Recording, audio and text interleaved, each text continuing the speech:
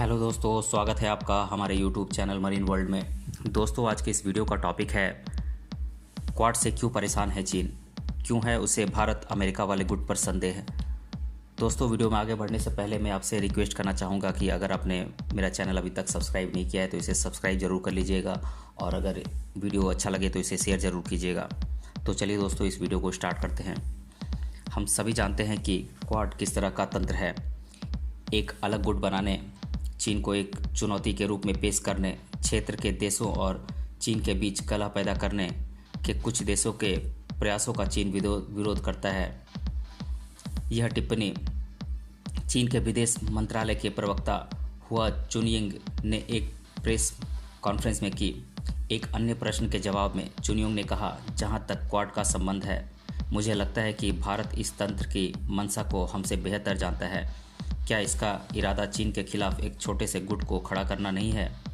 कुछ ही दिन पहले ढाका में चीन के राजदूत ली जिमिंग ने बांग्लादेश को अमेरिका के नेतृत्व वाले क्वाड गठबंधन में शामिल होने के खिलाफ आगाह करते हुए कहा था कि बीजिंग विरोधी क्लब में ढाका की भागीदारी की वजह से दोनों देशों के द्विपक्षीय संबंधों को काफ़ी नुकसान होगा। बांग्लादेश के डिप्लोमेटिक कॉरेस्पोंडेंट एसोसिएशन की तरफ से आयोजित एक वर्चुअल बैठक में ली ने कहा था, जाहिर है बांग्लादेश के लिए 4 देशों के इस छोटे से क्लब में भाग लेना अच्छा नहीं होगा, क्योंकि यह हमारे द्विपक्षीय संबंधों को काफ़ी नुकसान पहुंचाएगा। चीनी राजदूत की टिप्पणी को बेहद दुर्भाग्यपूर्ण और आक्रामक बताते हुए बांग्लादेश के विदेश मंत्री डॉक्टर AK अब्दुल मोमन ने कहा था, हम एक स्वतंत्र और संप्रभु राष्ट्र हैं और हम अपनी विदेश नीति खुद तय करते हैं। क्या है क्वाड, आइए जानते हैं। क्वाड शब्द क्वाड्रिलेटरल सुरक्षा वार्ता के क्वाड्रिलेटरल चतुर्भुज से लिया गया है। इस समूह में भारत के साथ अमेरिका, जापान और ऑस्ट्रेलिया शामिल हैं। क्वाड जैसे समूह को बनाने की बात पहली बार 2004 की सुनामी के बाद हुई थी, जब भारत ने अपने और अन्य प्रभावित पड़ोसी देशों के लिए बचाव और राहत के लिए प्रयास किए और इसमें अमेरिका, ऑस्ट्रेलिया और जापान भी शामिल हो गए थे। लेकिन इस आइडिया का श्रेय जापान के पूर्व प्रधानमंत्री शिंजो आबे को दिया जाता है। 2006 और 2007 के बीच आबे क्वाड की नींव रखने में कामयाब हुए और चतुर्भुज सुरक्षा वार्ता की पहली अनौपचारिक बैठक वरिष्ठ अधिकारियों के स्तर पर अगस्त 2007 में मनीला में आयोजित की गई। उसी साल क्वाड के 4 देशों और सिंगापुर ने मालाबार के नाम से बंगाल की खाड़ी में एक नौसैनिक अभ्यास में हिस्सा लिया था। इस सब पर चीन ने तीखी प्रतिक्रिया देते हुए क्वाड देशों से यह बताने को कहा था कि क्या क्वाड एक बीजिंग विरोधी गठबंधन है।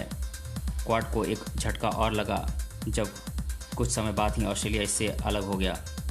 10 साल बाद 2017 में मनीला में आसियान शिखर सम्मेलन के दौरान भारत, ऑस्ट्रेलिया, जापान, अमेरिका संवाद के साथ क्वाड वापस अस्तित्व में आया। यह बैठक इन देशों के वरिष्ठ अधिकारियों के बीच भारतीय प्रधानमंत्री नरेंद्र मोदी और तत्कालीन अमेरिकी राष्ट्रपति डोनाल्ड ट्रंप के मनीला पहुंचने से कुछ घंटे पहले हुई। यह वार्ता इस दृष्टि से भी महत्वपूर्ण थी कि उस समय भारत और चीन के बीच डोकलाम में गतिरोध चल रहा था। 2017 में गति मिलने के बाद क्वाड के विदेश मंत्री अक्टूबर 2020 में टोक्यो में मिले और कुछ ही महीनों बाद इस साल मार्च में जो बाइडेन के अमेरिकी राष्ट्रपति बनने के कुछ हफ्तों बाद अमेरिका ने क्वाड के वर्चुअल शिखर सम्मेलन की मेज़बानी की।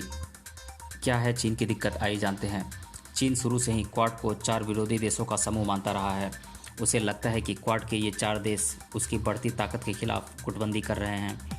क्वाड के देशों ने सैन्य क्षेत्र को लेकर कोई सार्वजनिक बयान नहीं दिए हैं, पर यह माना जाता रहा है कि दक्षिणी चीन सागर और हिंद महासागर में चीन के बढ़ते प्रभाव पर अंकुश लगाना ही इन देशों की एक बड़ी प्राथमिकता है। रक्षा विशेषज्ञ C उदय भास्कर भारतीय नौसेना के सेवानिवृत्त कॉमोडोर हैं।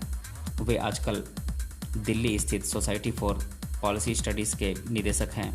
उनके अनुसार चीन क्वाड के ग्रुप को लेकर काफ़ी चिंतित है। वे कहते हैं, पिछले साल चीन इसे नीचा दिखाने की कोशिश कर चुका है।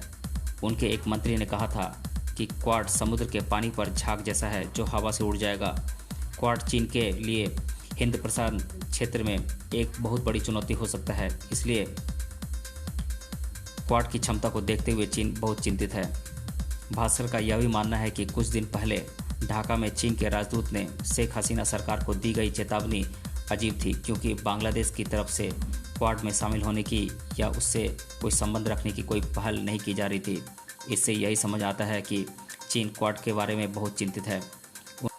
उनका यह भी कहना है कि समुद्री क्षेत्र में चीन अपना दबदबा दक्षिणी चीन सागर में और पूर्व सागर में दिखाता रहा है। उनके अनुसार इस दबदबे की वजह से जहां दक्षिणी चीन सागर में आसियान के देश प्रभावित हुए हैं, वहीं पूर्व सागर में जापान। वे कहते हैं दोनों क्षेत्रों में चीन एक चुपके अपना दावा बढ़ाता दिख रहा है।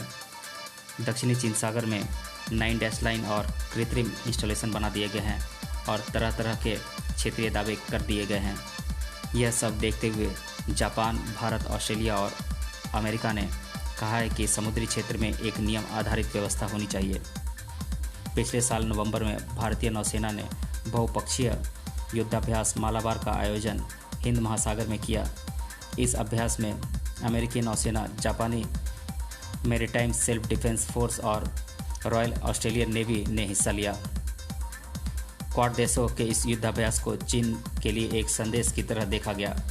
कमोडोर भास्कर के अनुसार समुद्री क्षेत्र के अलावा चीन के साथ साइबर और स्पेस के क्षेत्रों में भी नियम आधारित व्यवस्था बनाने की कोशिश होनी चाहिए। वे कहते हैं चीन को नियम आधारित व्यवस्था में लाने के लिए लोकतांत्रिक देश अपना एक गुट बनाते हुए सिद्धांतों के लिए आगे बढ़ सकते हैं।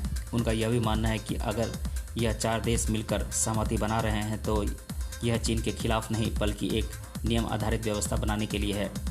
वे कहते हैं क्वाड गैर सैनिक मुद्दों को आगे बढ़ा रहा है, जिसमें कोविड महामारी के दौरान एक दूसरे से सहयोग करना और ज़रूरतमंद देशों की मदद करने की बात की गई है।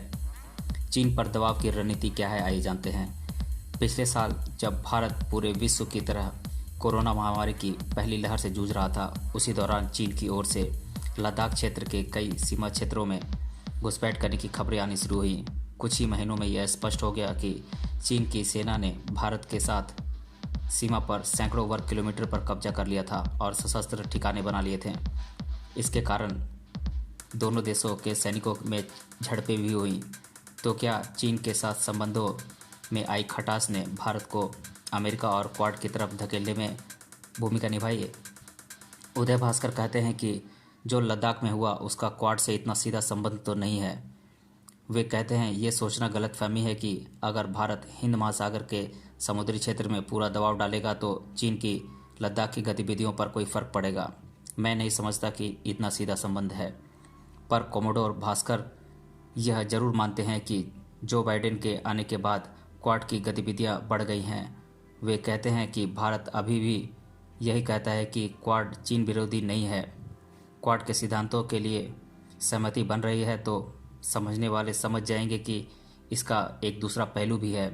भारत के पास जो समुद्री क्षेत्र में शक्ति है, उसके कारण उसे अन्य देशों के साथ मिलकर चलना ही चाहिए। क्वाड की नेटो से तुलना। चीन और वहां का मीडिया समय समय पर क्वाड को एशियाई नेटो के नाम से पुकारता रहा है।